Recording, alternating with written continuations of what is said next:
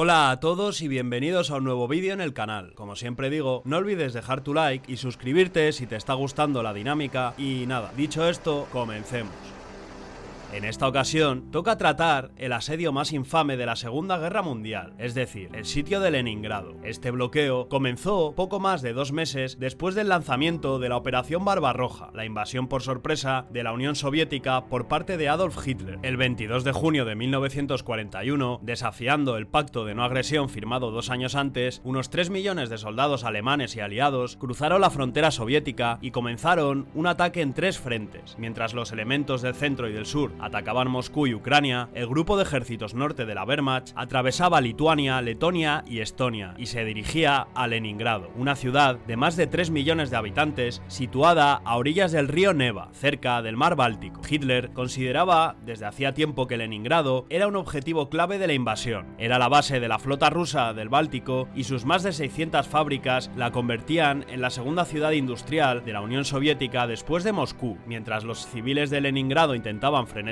construir trincheras y fortificaciones antitanque, a finales del verano de 1941, el Ejército Rojo y las fuerzas de voluntarios soviéticos, carentes de preparación, eran derrotados en un enfrentamiento tras otro. El 31 de agosto, los alemanes tomaron la ciudad de Mega, cortando la última conexión ferroviaria de Leningrado. Una semana más tarde, capturaron la ciudad de Schliesselburg y cortaron la última carretera abierta. El 8 de septiembre, una ruta fluvial a través del cercano Lado Ladoga era la única conexión fiable de Leningrado con el mundo exterior. El resto de la ciudad había sido rodeada casi por completo por los alemanes y sus aliados finlandeses al norte. El avance alemán continuó hasta finales de septiembre, cuando las fuerzas soviéticas finalmente detuvieron al grupo de ejércitos norte en los suburbios de Leningrado. Con su ejército ahora embotellado en una guerra de trincheras, Hitler cambió de estrategia y les ordenó establecerse para un asedio. El Führer ha decidido borrar la ciudad de Petersburgo de la faz de la tierra, escribió en un memorándum. Se pretende rodear la ciudad y arrasarla mediante bombardeos de artillería con proyectiles de todos los calibres y bombardeos continuos desde el aire. El memorándum recalcaba que las peticiones de negociaciones de rendición debían ser ignoradas, ya que los nazis no tenían el deseo de alimentar a la numerosa población de la ciudad. Hitler había elegido una alternativa escalofriante al avance directo sobre Leningrado. Simplemente esperaría a que muriera de hambre. En el momento de la directiva de Hitler, los alemanes ya habían preparado la artillería y lanzado una campaña para bombardear Leningrado hasta la sumisión. La Luftwaffe, la Fuerza Aérea Alemana, también realizaba bombardeos regulares sobre la ciudad. El 8 de septiembre, un ataque incendiario provocó grandes incendios que destruyeron suministros vitales de petróleo y alimentos. El 19 de septiembre, la Luftwaffe lanzó 2.500 bombas incendiarias y de alto poder explosivo. En total, se calcula que se lanzaron más de 75.000 bombas sobre la ciudad durante el bloqueo. Aunque el fuego enemigo acabaría matando e hiriendo a unos 50.000 civiles durante el asedio, el problema más grave de Leningrado era la falta de alimentos y suministros.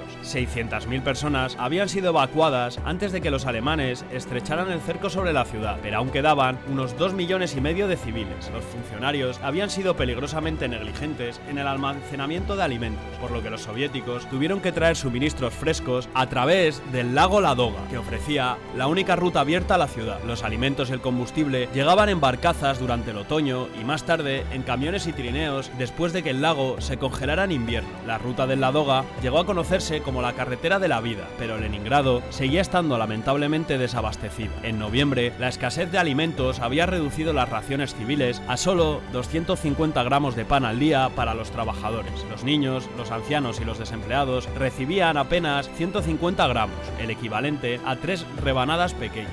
Durante el frío invierno de 1941 a 1942, Leningrado se vio sacudida por una epidemia de hambre que se cobró hasta 100.000 vidas al mes. ¿Es este mi cuerpo o lo cambiaron por el de otra persona sin que me diera cuenta?, se preguntaba un hombre. Mis piernas y muñecas son como las de un niño en crecimiento. Mi estómago se ha hundido, mis costillas sobresalen de arriba abajo. En su desesperación, la gente comía de todo, desde vaselina y pegamento, para papel, hasta ratas, palomas y animales domésticos. Para calentarse, quemaban muebles, armarios e incluso libros de sus bibliotecas personales. El robo y el asesinato a cambio de cartillas de racionamiento se convirtieron en una amenaza constante y las autoridades llegaron a detener a más de 2.000 personas por canibalismo. A medida que la hambruna se intensificaba, una joven de Leningrado de 12 años llamada Tania Sachiyeva anotó en un diario las fechas de las muertes de todos los miembros de su familia. Los Savichev están muertos, escribió tras el fallecimiento de su madre. Todos han muerto, solo queda Tania. Miles de tragedias similares tuvieron lugar en Leningrado durante lo que se conoció conoció como el invierno hambriento,